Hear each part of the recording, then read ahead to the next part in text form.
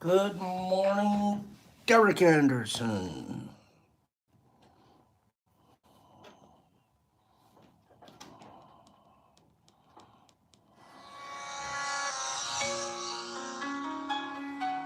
There the crew is. MDK and Sandy and Waz and Cap. Cap's here.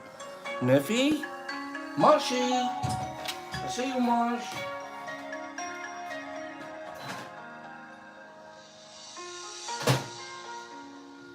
Tea time. Testing 1, 2, 3. Testing just between you and me. This stuff here, that's what we have. It's testing out. This is called a chart. This right here, this is called off the chart.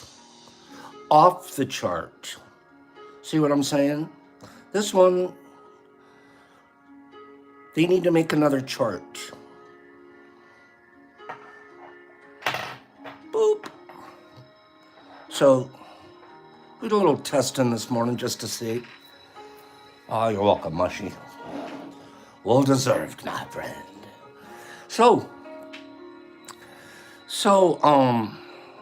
yeah, testing. My brain can't stop about testing now since I have a testing trailer I want to invest in. You guys know the whole story. Let's get someone's name on the board. Let's get someone's name on the board. Never winner before. Never winner before. If you've ever won anything here before, ever, if I've ever sent you a free package for any reason, please don't answer. Deal? Say deal, Pops. There's not that many here. There'll be about 3 never winner befores. Sometimes we call them winningly challenged. Usually it's they're pretty new. Okay?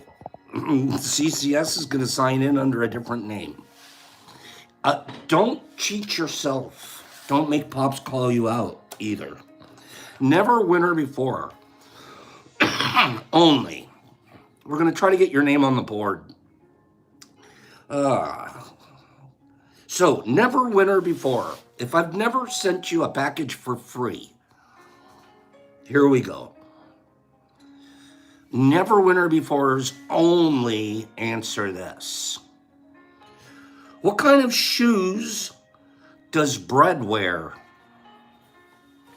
RX, you're a sneaky little fella. What kind of shoes does Bread wear? What kind? Never winner befores. Okay. Chester Lemieux. B. Hendricks said it correctly, but B. Hendricks, you're already on the board for tomorrow. So Chester Lemieux. Chester Lemieux is going on the board now. Chester is going on the board. B. Hendricks actually said it right before Chester. Old B. Hendricks right there. But Chester was the second correct. Chester, you have to be here tomorrow. We're going to spin this wheel 2 or 3 times, probably $3 giveaway tomorrow. And if you're here and your name comes up like boop, boop, boop, boop, boop, boop, you'll win a prize. If you're not here, we erase your name and we replace it with somebody else.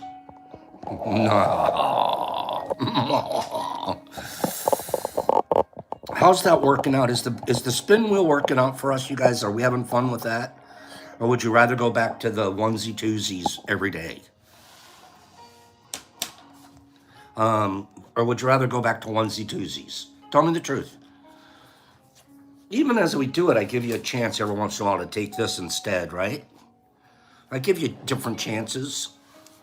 Huh? It's fun to have to come back on Friday. Pops is like, that's how we get them to come on Friday.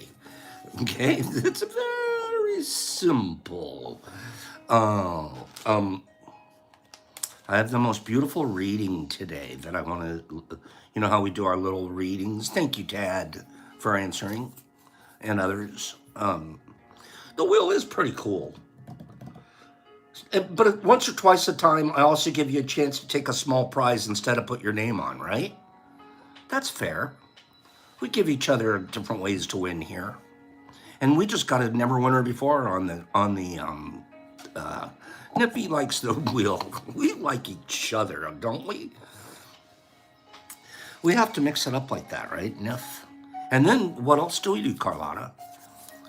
Come up with new ideas. What else?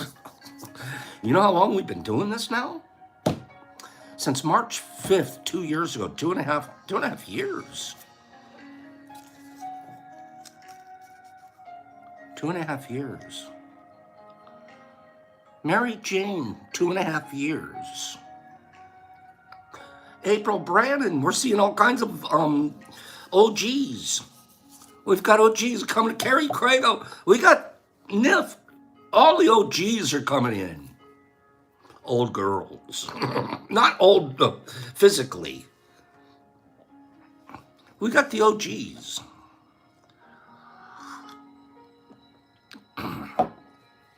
Herbie likes the wheel, but he says adding someone after you've removed them, maybe not. Move the odds down. Right, Mary Jane? 2.5 years.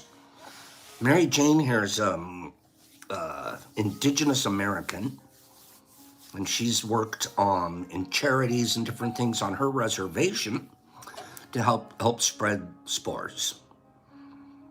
Kind of makes me think, how cool. If I want another life, I want to come back as an Indigenous American. And I would want to, like, he's not here right now, but Terry Newman. If Terry Newman was back there with me, Terry Newman would teach me how to make bows and arrows. I think Mary Jane's boyfriend or husband knows how. But I think one of the coolest things in the whole world would be one day to make my own bows and arrows. Real quick, this is a side note. Terry has left the building, Car. There's a TV show, some of you may watch it, called Alone. The TV show Alone, where they give people like 100 cameras and a couple of GoPros, and they stick them on an Alaskan peninsula somewhere, and they say, film it, and we're gonna come and pick up the film, and we'll give you new batteries every couple of days, take your blood pressure, but other than that, you're living out here on your own. And whoever can live there, I appreciate you too, Mary Jane. Higgs, I'm obsessed by the show. I am. You know what blows my mind? It's a true story. You know what blows my mind? Yeah, it's flint napping, right, B. Hendricks? He's a smart guy here. You know what blows my mind? Is the girls do better on that show, Mushmouth. I bet you would be. You're a Survivor guy. The girls, the ladies do better on that show. I'm telling you. The guys go there with all the testosterone. I'm going to catch a moose. I'm going to catch a moose. I'm going to catch a bear. I've never seen anybody yet catch anything big. They spend all their energy and everything trying to catch something. The ladies are out catching. They're getting the berries. They're getting the field cauliflower. They're getting they're gathering, they're doing their fishing, they build the absolute best shelters. The guy's like, oh, this is, bro, it's gonna snow pretty soon. The ladies have built like log cabins, okay? It's absolutely like I'm watching going, man, I think those ladies do better out there alone, okay? Plus a man needs somebody to show off to. So when you're all alone, you're showing out to the camera, the lady doesn't care. She's making friends with squirrels and stuff. You know, oh, look at the grouse. I don't want to kill the grouse. Okay? So that show alone kind of blows my mind. I couldn't never do it. I couldn't last one night out there alone. Right, Herbie? You know we like to show off. There's like, where's someone else? I can't do this alone. You know, the girl, she doesn't care. The Barry doesn't care. But, but me, I couldn't stand. I wouldn't. First of all, I don't even know how I couldn't start a fire without Jeff there. I'm from California, man. I grew up on the beach. Like we used, what do they call them? A log flame? Duraflame. Like if you didn't have a Duraflame, you weren't going to the beach. So we don't, what? Start one with what? And then, no. In the Marine Corps, if I had to start one, I'd just use some gunpowder. Sorry. Anyways, we're on Alone. I was watching that show. The reason I even mentioned it, because bows and arrows. That guy, the one guy, he's going there. He's a big game hunter. He literally teaches classes somewhere like in Idaho or Wyoming, the one contestant, on bow hunting. He's a bow hunter. So he's going into the show with the utmost confidence, the utmost, that I will certainly find some kind of big game, bing, kill it, skin it and smoke it, and I'll have food for months while everybody else is scrambling for berries. And I'm thinking to myself, if I'm picking like there's like 10 people go out, and I'm like, that guy's going to do really good. He's a professional bow hunter, and he teaches other people how. He's a guide. He takes people out to do that. He gets paid for it. His second day on the show, have you guys watched Alone? Give me 5 people that have seen the show. I'm going to do, what do they call it? Where you tell them before they watch the show. What do they call that? You guys watched it?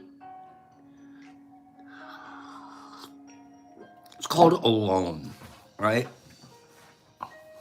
Anyways, you guys, okay, enough of us have watched it. What do you, a spoiler. I'm going to give a spoiler. If you haven't, spoiler alert, King. Spoiler. I'm doing spoiler alert. Second or third day on the his peninsula, this one guy, Mr. Bow Hunter Extraordinaire. So he's going through the bush. Don't forget, there aren't paths there. They're kind of having to make their, trailblaze their own paths, maybe follow a game trail or something. But he's traveled a good 2 or 3 miles away from his camp, and he's stalking a bear. He knows for a fact he's going to catch this. He's going to get this one bear. He's seeing signs, fresh bear scat on the ground. Speaking of that, you want to hear something creepy? One of the guys, he was getting so desperado, and the berries were running out. Well, they're fighting the bears for the berries. There's bears all over the place in the show, and they're fighting the bears for the berries. It's like, that'd be kind of tough. The girls know how to do it. The guys are like going to fight the bear. The girls are like, just go where they're not, right? Anyways, this one guy later in the show, that he's starving. This is later in the show, day 27 or whatever. He picks through the bear scat and pulls out the little berries that the bear didn't digest quite well. Eggs, you saw that episode. You saw that one. That was like, dude, just call it in. Just push the button. Okay, no. You don't pick the berries out of the bear poop. Push the button. They have a button they can just push and call themselves. They'll get transported out. He ate the berries out of. Anyways, we're back to day 2. Okay. Spoiler alerts.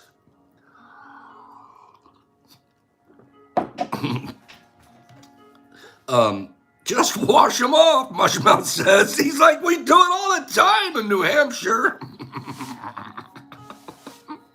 CCSs are like, well, now that I think about it, scientifically, didn't most of the nutrients come out of it and all you're left?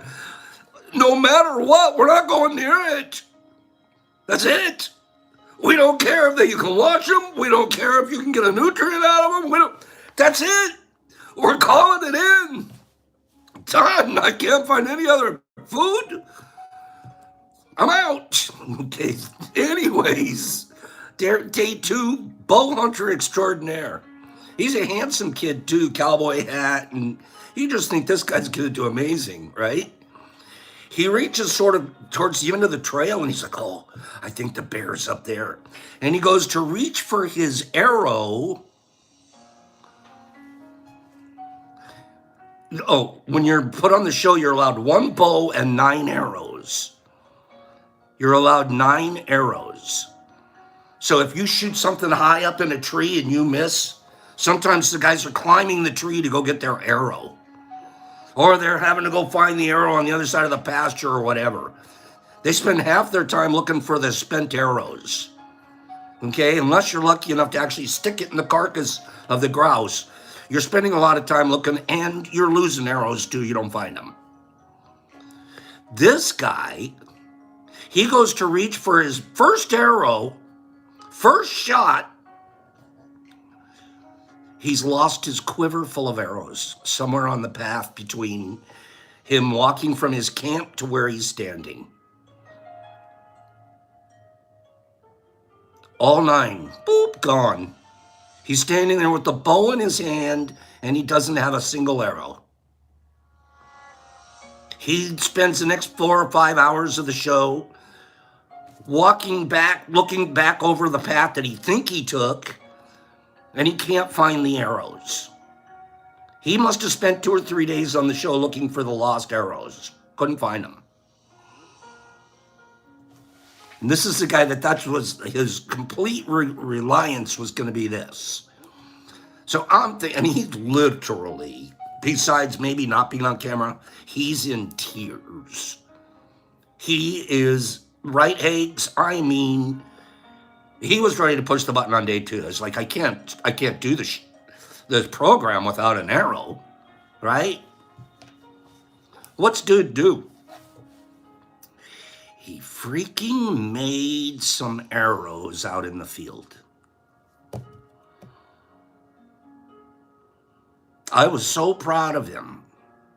I thought I would have checked it out. Boop, I'm out. He's like 2 or 3 days later when he can't find his arrows, and he's like, I'm not going to quit. I can't let my son think I quit. Anyways, he figures out how to make his own, and they were straight, and then you see him practicing, and he makes 4 or 5 arrows, and he keeps 2 or 3 of them because they're the straightest. And I was just like in my own, watching TV by myself going, yay! I'm so proud of you. You made your own arrows, and you're going to stick around. Congratulations. He didn't quit. Mary Jane, and I bet you her guy over there, they can make their own arrows. They wouldn't quit. That was the whole story. I don't know, I got carried away. Pops always gets carried away. He didn't quit. Right, Hags? Well, he did finally push the button, like close to day 30. He literally was falling apart physically because he continued to only push for big game. Now that he had his arrows, and he never once caught a single bear, never got anything big enough. A couple of squirrels, and he was done. The smart people on the show are catching fish, and they're smoking it until one of the little animals come along, and steals all the guy's fish, his dried fish. He had 3 days worth of work putting his fish together. He stored it in the wrong place. Boop. There's another guy, stupid. I knew it when they were editing and showing. He made a little tidal pool. He made a little spot with water filled. And he was like, I have 2 extra fish, okay? And I can't clean them right now. So I'm going to put them in this little tidal pool, and I'll come get them first thing in the morning. right? I'm thinking to myself, you know they're not going to be there. Just clean them tonight before I go to bed. Sure enough, he goes, he wakes up in the morning, oh, I got to go check my fish. He goes down there, boop, gone. Of course. Of course some wild animals came in and took them. Like, they're like trout pond. Yeah. It was like, come on. It was the dumbest move on the show. Except the one guy that burnt his smoker down. I know, I'm going to make a smoker out of green boughs that I just cut off of a tree. That's what I'm going to do. And I'm going to put the flame really close to the green bough, but not quite there, and I'm going to smoke my fish. He turned around, and the camera catches it. He turns around. Poof. His whole smoker goes up in flames like it had just been hit by a fire torch. I'm like, this is a fun show. This is a lot of fun. Meanwhile, this is the guys. Meanwhile, the ladies, I'm gathering berries. Oh, look at this. Slawgrass. You know what slawgrass? We could also have pine needle tea. We could, oh, look at this. The sap from the moran tree would be perfect for. I'm like, ladies, you guys are amazing out there. Earthwomen ladies are cool as AF. Okay, that was Pop's diatribe. You know what I'm talking about, Mary Jane? The girls know all that with the bushcraftery. The guys, oh, I'm gonna catch a bear, man. A moose, a moose. I was like, dude, you're gonna die. You're gonna end up eating bear poop, okay? Yeah, Hags, the girls, admit it, Hags, the girls do better on the show. And they have by far the better shelters. They're even smart enough to build chimneys in. The guys are dumb. They're like, they have a tent, a pup tent, and a fire outside. The ladies look like they're little house on the prairie cabins. It's amazing show. All right, enough. Bear poop du jour. I don't know why it is, Cleanie. I'm not kidding you. We just men come at it from a different angle. And you can watch it. And this is like this is the third or fourth season of the show. I've seen different versions. And I don't say the women always win because, it's very physically taxing. Incredibly. But again, that's another thing, Hanks. They don't require the calories. It is so cool. I love the show. I love that show. I love watching. And I know most of those reality shows are scripted and they're edited and this and that. And they show you what they want to show you. That one comes real close to being pretty cool. That one, they're not spending a lot of time in relationship drama. Will you kiss me by the end of the upper? I want a ring. I met you 2 weeks ago on the island. And if you don't marry me, my life will be over. I met you 2 weeks ago. We were just doing the shaboop shebang on the island for a week, right? Now I'm supposed to take you home and introduce you to who? No. Let's just do the shaboop shebang and then have a good time.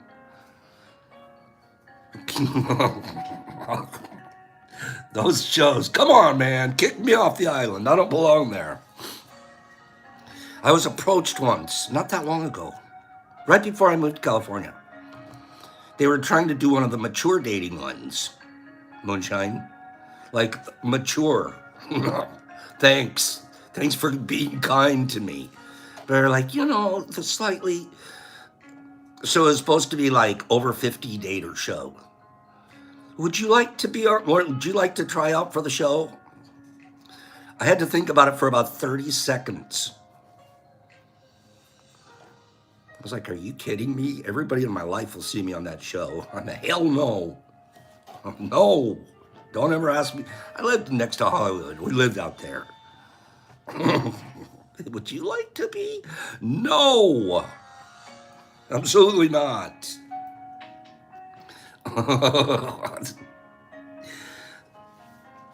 It's a true story. My sisters and my whole family was all over TV all the time. Oh, there's no money in it, Jess. You make like $1,000 a week, $1,500 a week. That's it. And that show I wasn't going to get a date like 12 models and get a pick. That I might have thought, oh, maybe. This was like, you're one of 40 eligible bachelors, and they're all hotter than you, and they all make more money, so you're gonna get kicked off the show like on the first week, but you're fodder, it'll work.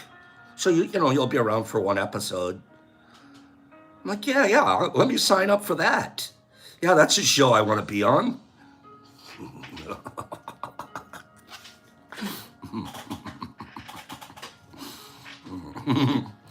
I want to do a different show. I'm not kidding you. And it's not for ego. I swear, I promise. I swear, I promise. I want a Netflix. I want Netflix about T. Crew and the Detroit Marsh Lab. Yes, CCF, MILF Manor. Oh, wasn't there one of those shows where the ladies were dating their sons? Oh, God, I was gagged. I was like, okay, I'll admit I might watch one of those shows once in a while. What the hell is this one going to be about? They started dating their sons or something. Not kidding you. 18-year-olds. Hi, I'm 57, but I like younger boys. So they bring a cast of 18-year-olds in. This was my son's best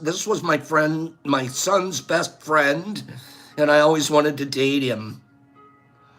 And the son's sitting there because he's going to date one of the other old ladies on the show. It was the grossest show you've ever seen in your whole life.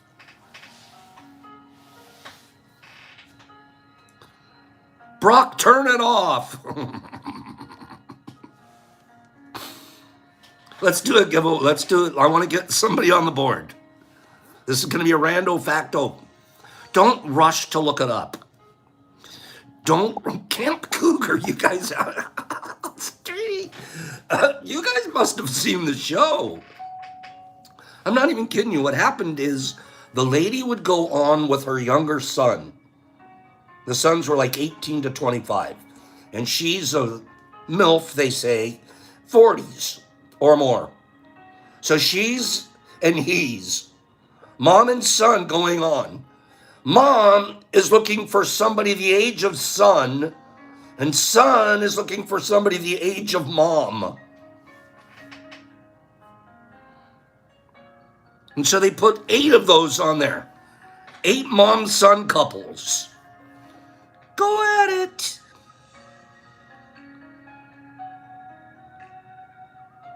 You've never seen anything like it in your whole life. Especially the one lady. She was like 59. She thought she was 32. With more collagen injections, whatever you call them, than Jesus Christ in Australia would allow.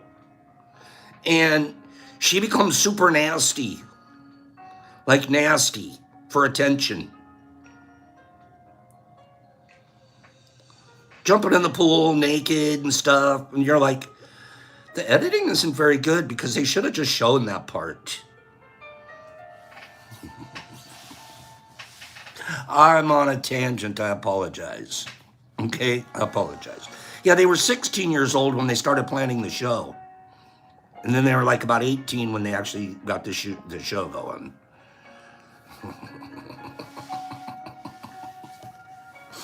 Creepy. All right, I don't want anybody to look this up, but I want them to guess. I don't want anybody to look this up, please. But guess. Put on your thinking cappy guessers. This university has produced the greatest number of billionaires in the world. Which university? It's an American university. 25 billionaires came from this university. Don't look it up. Just guess. Harvard, it's not. Purdue, no. Boston, no. Brown, no. Brown, you're in the right idea, though, because it is an Ivy League school. Harvard, Yale, Dartmouth, Harvard, Purdue, School of Hard Knocks. That was a good one. Yale, Harvard, Howard, Duke, Stanford. Western Governors, MIT, Harvard, Yale. University of Phoenix, get out of here, Derek.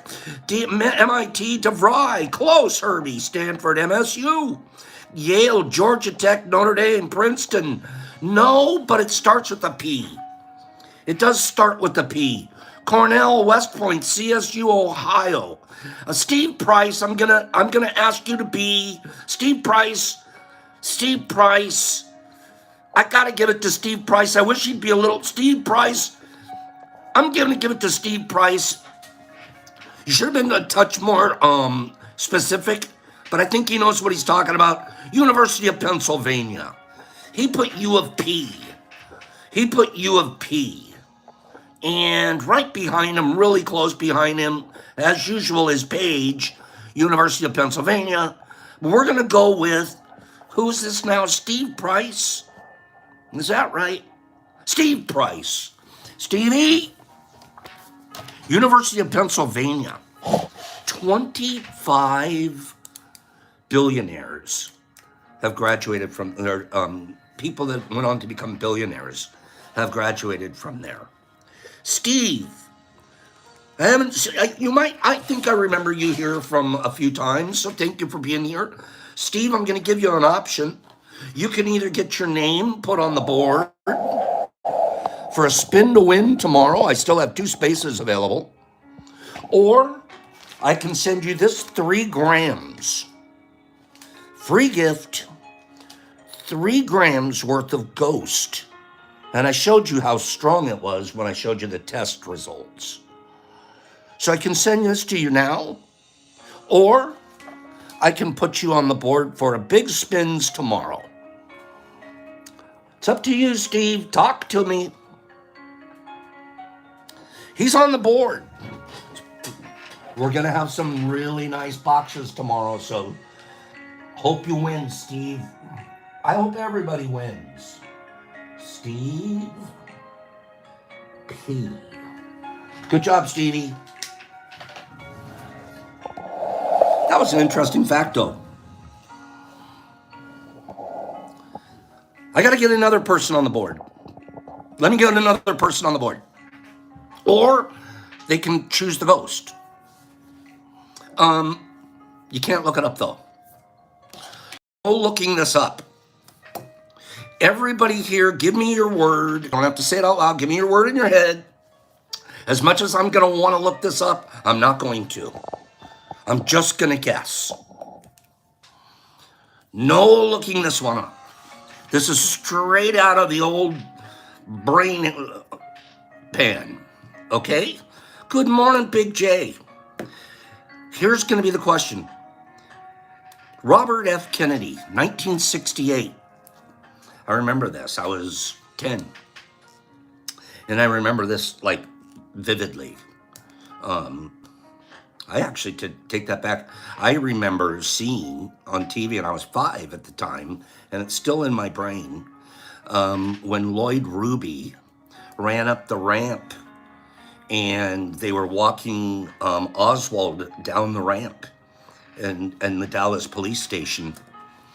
And it was like wide open, and Lloyd jumps out of the crowd, takes his gun and shoots Oswald. I watched it live on TV when I was a kid. And it was crazy because my dad, we were all watching it, sitting around as a family, watching it like it was a sporting event. You knew the time that, the news was on, and you knew that they were going to be escorting him, and exactly what time they told everybody. They told the world, right? And my dad's sitting there. This is a true story. And my dad turns to my mom. My mom's name is Carol. And this is a true story, before they even started escorting Oswald down the ramp. He tells my mom, just because of the way that it was set up with it was lined up, cops down one side of the tunnel and cops down the other side. They were taking him out of the building, down through a tunnel, down a ramp, out into a parking lot, and they were going to put him in a car and take him away to a different jail. That was what they were doing. And my dad turns to my mom right before, and he goes, Carol, they're setting him up. They're setting him up. This is exactly what he said, his exact words. Next thing you know, they bring him around the corner and pow, pow. And he goes down, and like my mom, the whole family, oh my God. And we'll never forget, like it's our family legacy, our family history is that Dad predicted it.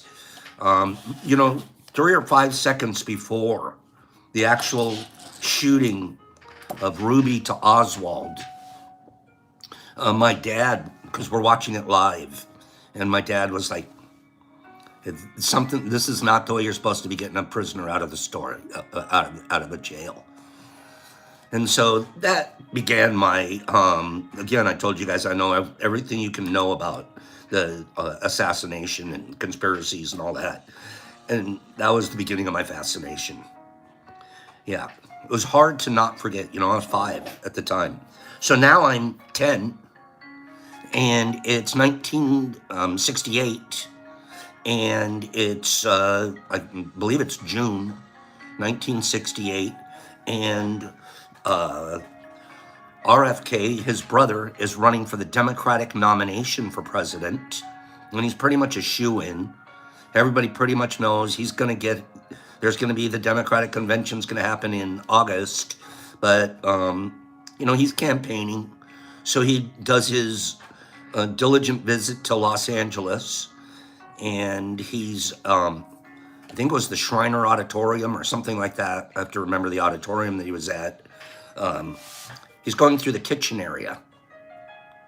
He's walking through the kitchen area, and he's phalanxed by his bodyguards, one of who was Rosie Greer, if you remember correctly. Rosie Greer was a lineman for the Los Angeles Rams. Big, huge Hall of Fame guy.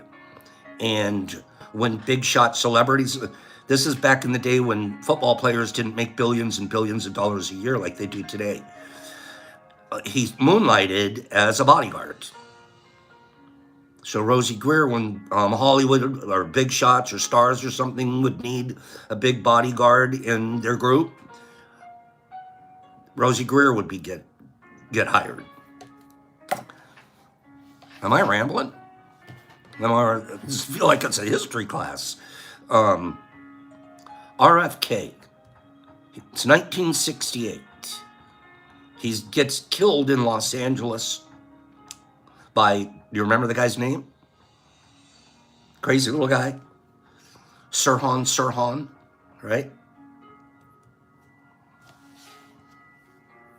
You guys remember that. So here's the question. Here's the question I wanted to ask you guys. But you can't look it up. All right? Don't look this one up. Before his assassination his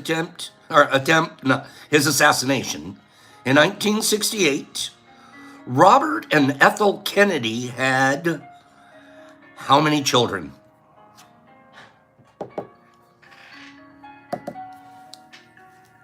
How many children did RFK have when he was killed? 3, 4, 6, 4, 4, 3. Don't look it up. 38,000. 6, 7, 7, 7, 5, 5, 5, 3, 6s, 5, 5, 6s. I can tell you it's higher than 8, Healthy Green. It's higher than 8.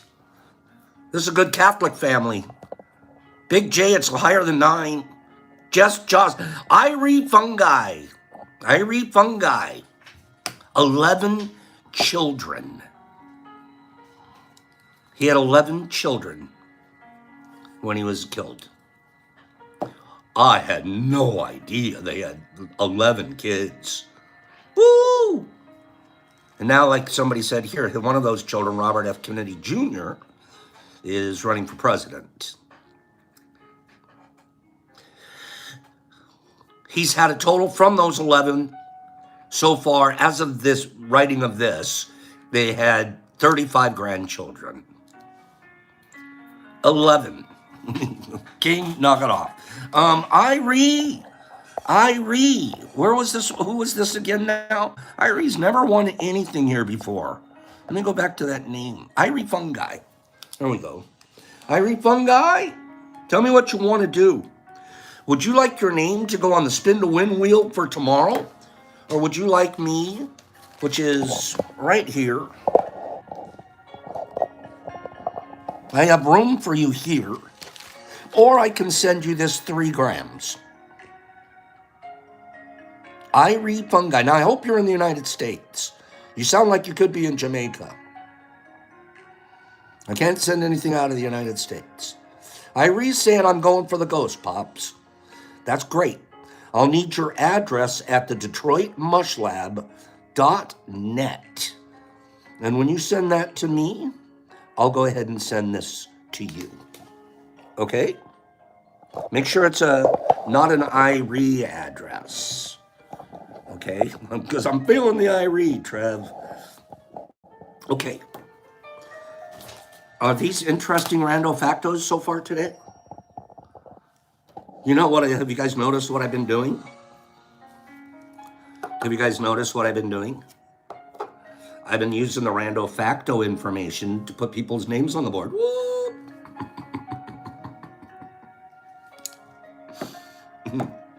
This is a really, really neat idea. This is a super, super duper neat idea. This one you're not getting your name on the board for. We should all be doing this, and we should all get our names on the board anyways. I don't tell you guys about it very often, but once in a while it leaks that I work with a retirement home that's about 3 miles from my house here. And just like I try to do the tea show every single day, I try to get there every single Sunday. And we play checkers and chess with the ladies and one of these older fellas. And I try to tell stories and entertain. And I spend at least an hour there. And they're like, is Pops coming today? Like, they call me Pops, and I'm like younger.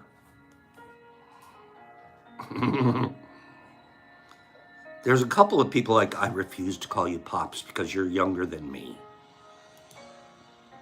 What's your name? And I'm like, I refuse to tell you my name. I want to be called Pops.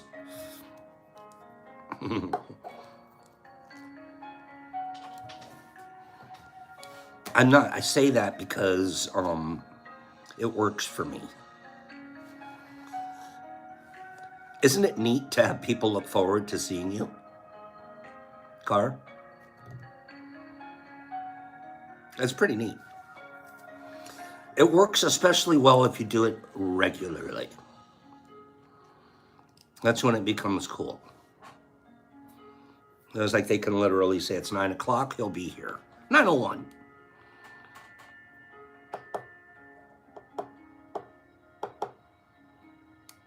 They have a cute little lobby there. It doesn't stink like old people home. And it's not an old people's home. It's like a retirement. Each one gets their own apartment. But they have a big game lobby. I put on a show every week. I mention that because it's super important.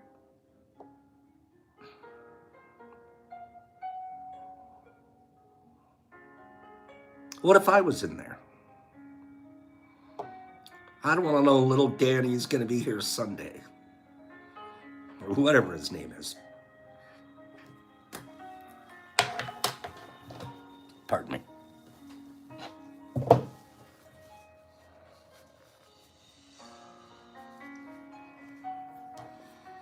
In Cleveland, there is a system where college students get to live for free at retirement houses, as it's mutually beneficial for both parties. I freaking love this. You want to stay at a dormitory but you can't afford it? We got a little room for you over at the retirement home. You stay there for free. The retirees get contact with younger people, where studies have shown that it helps beat dementia, and the students save on housing costs.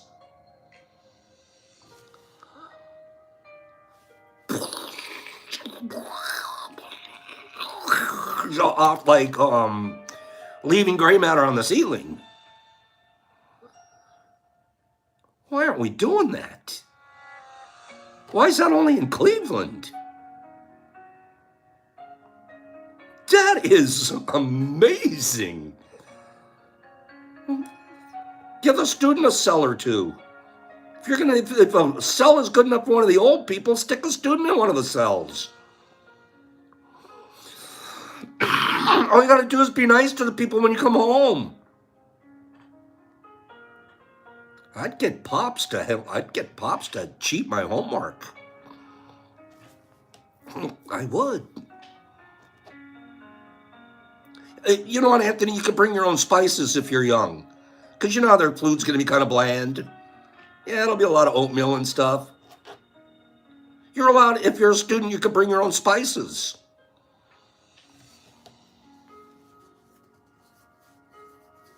That's amazing. Make pops the president of the United States, and this is going to be like a federal statute. CCS, think about the collective knowledge. Oh my God. You're right. Especially if like a couple of them are retired professors in there. You know, a couple of those old girls are retired professors. Hey.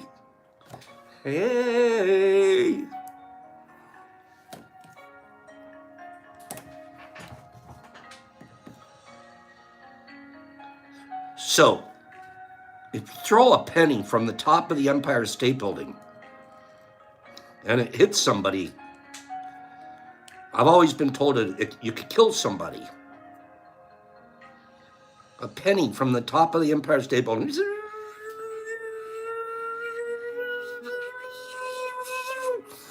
And like, if it hits you just right, it could cut you in half. Is that true, though? Let's go dropping a dime.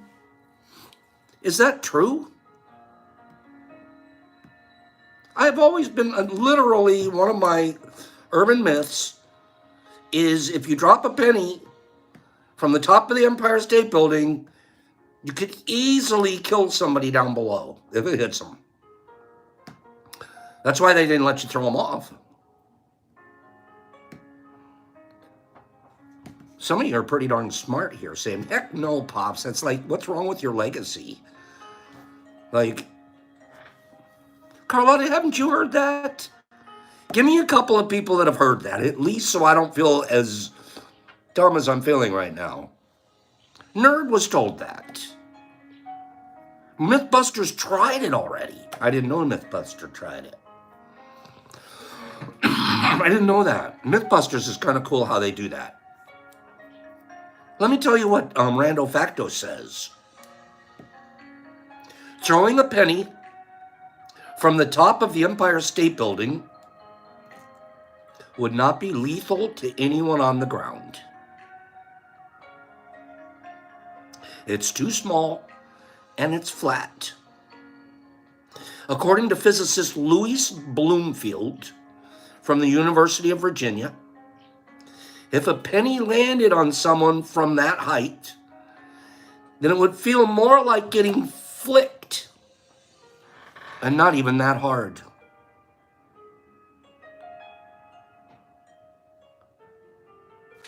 Boop. Nah. A large mosquito just landed on me. Oh no, never mind. Somebody threw a penny. Wow. When I read that one, I read it just this morning for the first time. I'm like, I feel like undereducated. I do. I feel like I've been reading the wrong things all my life. I've never felt more let down by a rando facto myth bust. Very, very disappointed in that. I was like, I should have known that. I should have tested it myself. No, this isn't the kind of test you do yourself.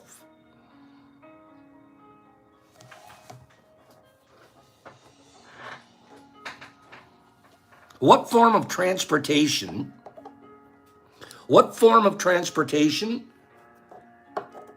gives you the most happiness?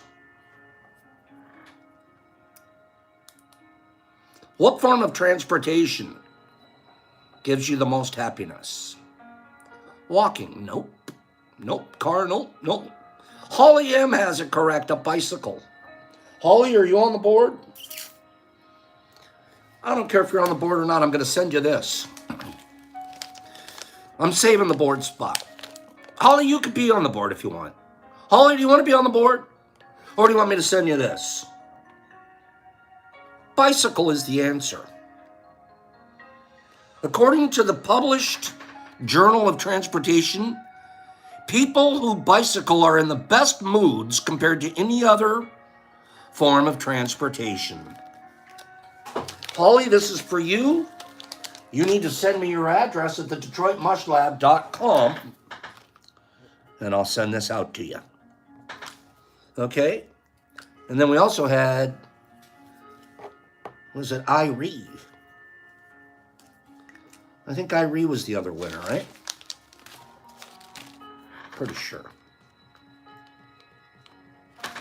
Yep, Irie is the other winner. Okay.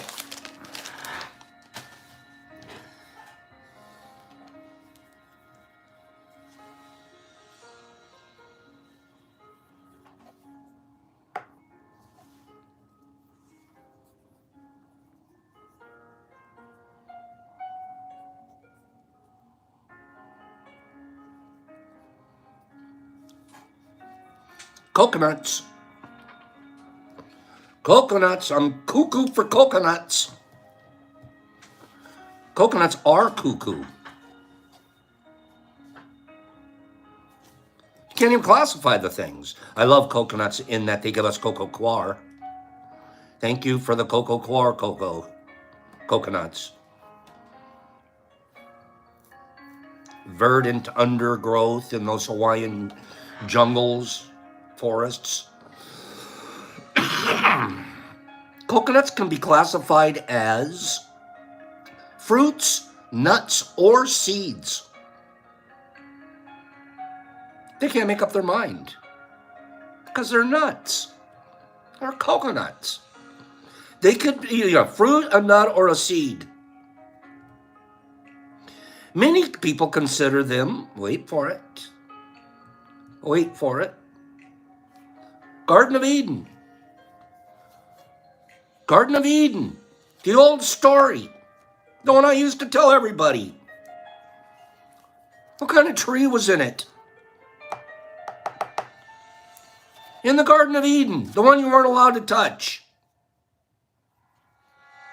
What was it? Was it the tree of knowledge? The tree of good and evil? Was it an apple tree? Why do we think it was an apple tree?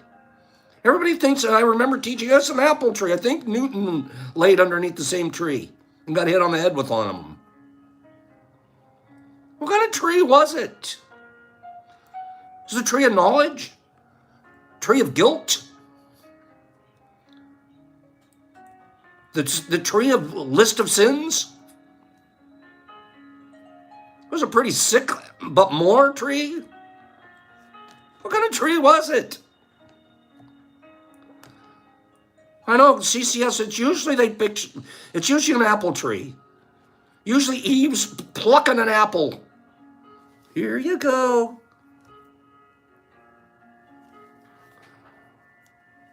The Garden of Eden. The tree of don't you touch ya. Why in the hell would somebody tell you you can have everything you want except for the really good one? That's like bringing me to the donut store, saying, what's your favorite? Chocolate? Okay, you can have everyone here but the chocolate one.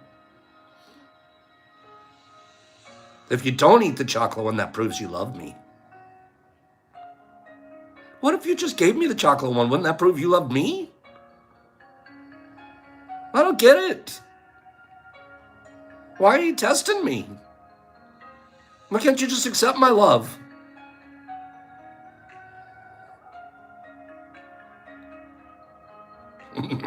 These are all good questions, huh?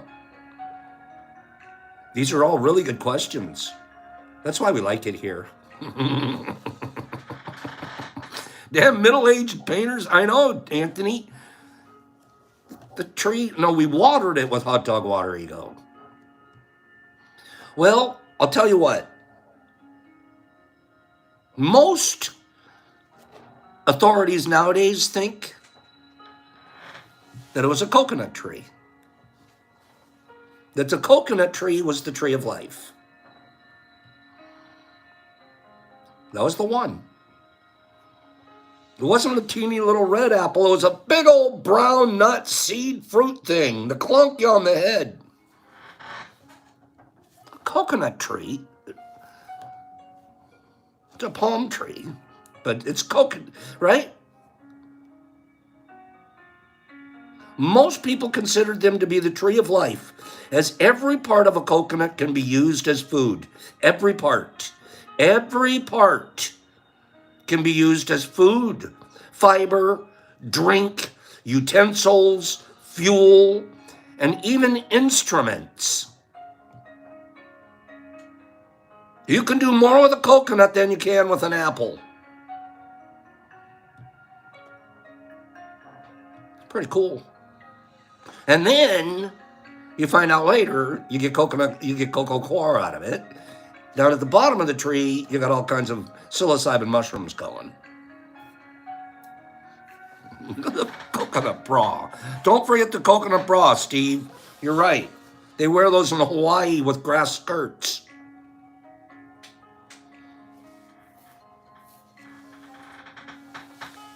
Final thing. Final thing for today.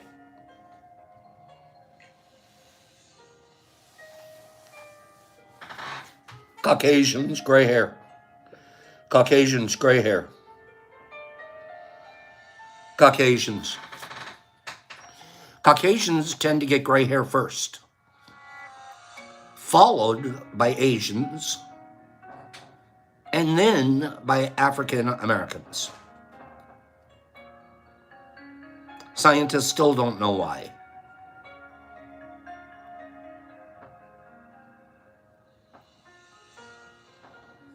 Interesting. And I do want to say one more. One more. Wouldn't it have been neat? Wouldn't it have been neat to be in the first hot air balloon ride? Has anybody ever been on a hot air balloon ride? Can you imagine, like, being, nowadays they're really controlled. They're literally, you can navigate around in them and everything. Back in the day, man, can you imagine the first one? Like, boop, you're going up and who knows where you're going to go. Remember that picture of the guy in Long Beach that tied all of those balloons to his lawn chair and he floated across Los Angeles?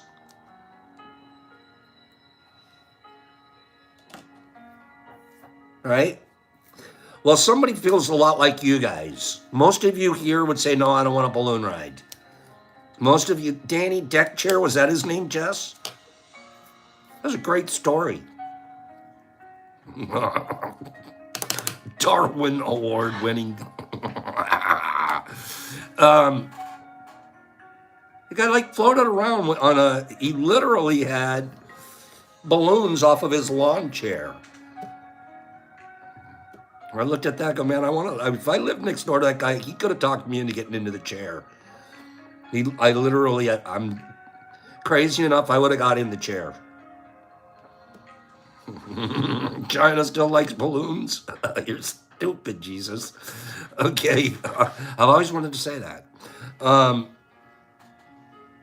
The first hot air balloon ride.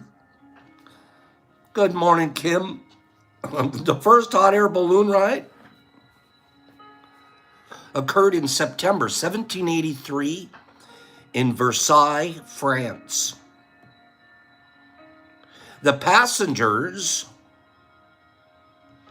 were the mayor of Versailles, Thomas Jefferson, and Benjamin Franklin.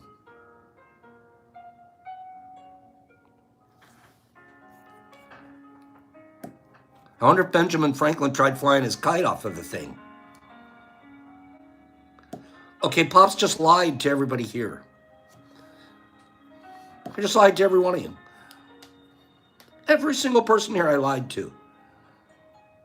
Why in the hell would the mayor of Versailles climb in the basket next to Jefferson, next to Franklin, who weren't even over there in France at the time? Why would they, in the very first hot air balloon ever, it would be spectacularly foolhardy of them, would it not? But I could have got you to believe it if I kept up the story. The world's first hot air balloon trip occurred in September 1783 in Versailles, France. The passengers, however, were a rooster, a duck, and a sheep. Not human beings. So I was feeding you guys a lot of hot air there. It was a duck, a sheep, and a rooster.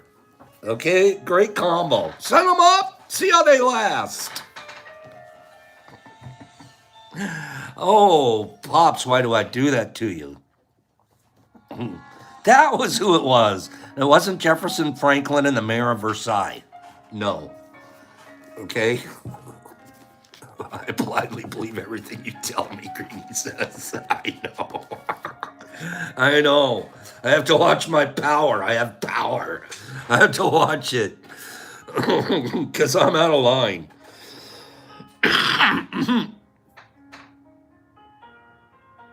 This is going to be my reading for today, and then we're going to do one more giveaway, and then we're going to get out of here. Okay, I love you guys. Thanks for putting up with me today. I've had a really good morning. We've just been rando talk. I had stuff I was supposed to read out of the Radical Mycology. We'll try to get to that. But I was having fun with randos and all my stories this morning. I hope you guys don't mind. Right, NASCAR in Loudon this weekend, Mushy. We're a gullible class, Pops. I used to do that because my ex-wife, it'd been 15, 16 years since our divorce. I used to do this to her. You guys aren't, I was an evil man. I still have that touch of evil in me where I would expound like a fact from nowhere. And I would say it with a straight face, and she thinks I'm smart already. So she would just automatically believe it. And for like the next 3 or 4 days, she would walk around. She would repeat it. It was a rando facto that I'd give her that was absolutely not true. And then like 3 or 4 days later, I'd go, hey, Lisa, remember when I told you that the first pig to fly was in the Ukraine? None of that was true at all. What? I told my girlfriends that there were pigs flying in the Ukraine. She would believe anything I told her. And every time I got her, every single time. Every time. It wasn't like, oh, I know, oh, you got me last time. Every time. Every time. So, I have a lot of practice at being a jerk. Okay? You be quiet, Brock. Okay? Because I did them to him too. When he was young. Am I right, Brock? Yes, sir. Yes, sir. I used to do it to him. It was fun. Fun! Fun! I say. It's called being booged. Did you hear that? We even had a term for it. I bouged them. I put a bougie on them. Hold on, the booge? You're doing the booge? Yeah. I just bouged the group. Oh. Yeah. Uh-huh. Told him the first person on a hot air balloon ride was the mayor of Versailles, Thomas Jefferson and Benjamin Franklin. Yeah, Yeah. makes sense, right? They were the first three. Sure. Yeah. The reality was it was a duck, a sheep, and a rooster. But Close enough. you know I would have got you and Lisa with that one. Well, Lisa. Lisa, at least. For sure. Okay, here we go. I want to do our final reading. Okay? Let's do our final reading for today. At the pace of what is real. Stop talking. Healthy Green, how many years of therapy? I was helping with their therapy. It's like, if you just listen to me and don't take anything serious, then that's therapy. Okay? Stop talking and stop thinking.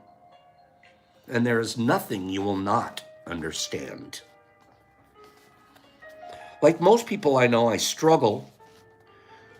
This is very me. I read this morning to myself a couple of times, and I was like, boy, this is you, Pops. And it's a good one to read out loud because there's going to be more of you out there. Like most people I know, I struggle with taking too much on, with doing too many things, with moving too fast, with overcommitting, with over-planning.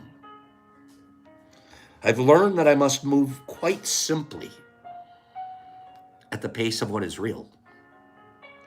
While this pace may vary, life always seems vacant and diminished when I accelerate beyond my capacity to feel what is before me.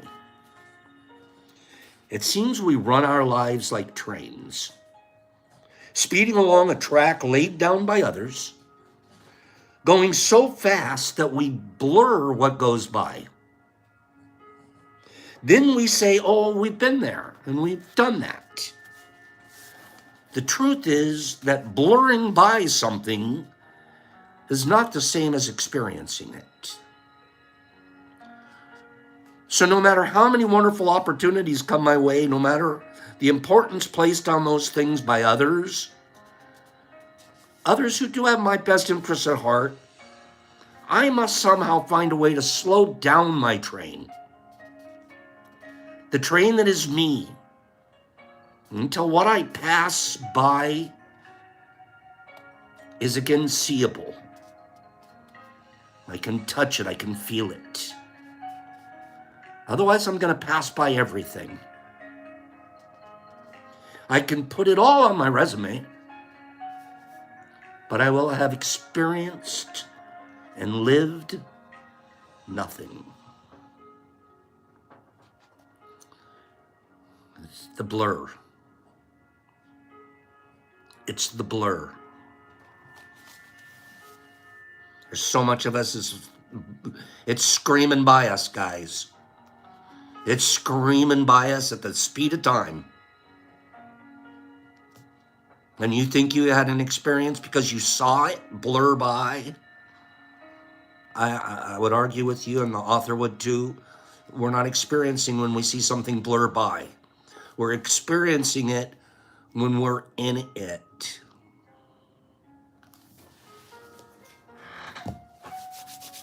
Let's do a final giveaway for today. You're going to either get yourself named on the board or you're going to get a giveaway. We're going to do we're going to do a 50, number 50. Numbers 1 through 50. You can pick 3 on one line. Go. What's the number that I have here? That's the first number in the sheet. Between 1 and 50. And you can pick 3 numbers and name them all out. 3 numbers on one line. I'm looking for 3 numbers. Actually, I just want 1, but we'll see. The first person to say the number I'm looking for, I'm all the way down to Mike Barabal, and I still haven't seen it. So if you want to run another 3 past me, that's okay. I'm amazed how many people say 33 here. 33 wasn't on there, but it's pretty interesting just how many 33s I'm seeing. So keep on going. I'm not going to give any hints. I'm not going to get the new. Oh, there it is. Carrie Crago. Carrie got it. Carrie, with a 35. Carrie, the answer was 35. Carrie Craigo. Miss Carrie. Gosh, I'm sorry for how hot it must be there, Carrie. I think of you and Free and other people in Arizona, and I'm like, oh, are you guys going through it out there? So sorry for that. Carrie, would you like us to put your name on the board for a spin to win tomorrow? Or would you like me to send you, wait for it, this individual fruit, and then I would also add, I don't have them in front of me, 10 microdose capsules, pop caps from Pops. So this and 10 caps, or we can put your name on the board. Which would you prefer? Free, I can't even imagine. And when I read them, when I see the weather, I'm like, you guys come to my mind. And I'm like, whew, they're melting. So which would you like, Carrie, the board or the fruit and caps? Board or fruit and caps? It's up to Miss Carrie Craigo. It's been a beautiful day here today, you guys. Thank you for being here. Thanks for being my friend. Carrie's name's going to go on the board. Probably a really good choice, Carrie. We're going to go ahead with that. We'll talk about tomorrow. Herbie doesn't like when somebody wins. Let me ask you guys this. When somebody wins in the past, we've taken their name off and we put a new person on right away and then spun again. Do you guys like that, or should I not add a new person? Think about that. Give me a quick answer. Don't add a new person. Leave that spot empty. Or add a new person on Fridays when the spot becomes empty. Thank you, Carrie. Thank you very, very much. No ads, Bill says. Greenie says add. Wesley says add. Cleany says add. Holly says add. Healthy says spin. Unresty says add. Ads are winning. Ads are absolutely winning. Okay? Aaron said no. Healthy. Jimmy. Healthy. Michael. Free says no ad. Brian says ads overwhelmingly win. We will add tomorrow. Ads have won the day. See you guys tomorrow. We're going to have fun. We're going to spin this wheel, and we're going to learn stuff together. We might even have a big package to open. Pops, peace. Love you guys. Thanks for being here today, and I hope to see you all again tomorrow. It's been great participation here today. The back and forth between everybody and the comments and things like that. It's been an absolutely fantastic communication day here today. Thank you guys. Mike Barabal, you guys sure make me feel good here. Healthy and Free and Big Al and Mike. And healthy and healthy and healthy. Okay, Healthy, we got your vote. The Waz, Rebel Rob and JC. And Nipper and B. Hendricks and Brian and MDK and Big Al. There you are, Biggie. And Paige and Clean Grow and Jess Joss and Ego and Nipper Mom and City and Foxy and Billy D and Irie Fungi, Holly M. is still on Mary Jane, there she is, JC Ario, Jess Joss and Wessie and Herbie Von Herbie Kapop, Alan and MDK and B. Hendricks and Free and Aaron and Holly and Joey Fortunato. And Nipper Mama has a Nipper baby. Jesus Christ in Australia. Love you, bro. Green Table and Saska Mojo and Hager Bump. Snap. Nerd Nature. Jimmy Max. Mike Barabal. Unrested Civilian. Holly. Laura. Have a divine day.